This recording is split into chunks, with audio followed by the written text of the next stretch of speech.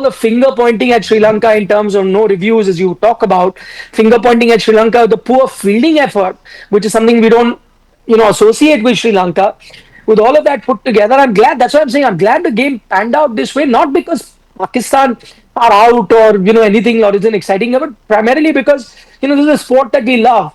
Had this game really turned out in a way where Sri Lanka did have that collapse and on a pitch which was, as we knew, was going to get better to bat on, there was a lot of do as was evident there.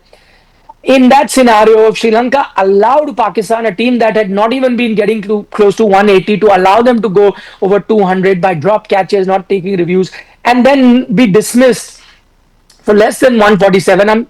I mean, honest to God, that would have been a game that would have raised a lot of questions without really doubting the intent of the players. But you and I both know that this is not a game that anyone would let pass so easily, and this would have come under scrutiny. So, in that sense, as a lover of the sport, as a believer in this sport, I'm happy that eventually the game finished the way it did.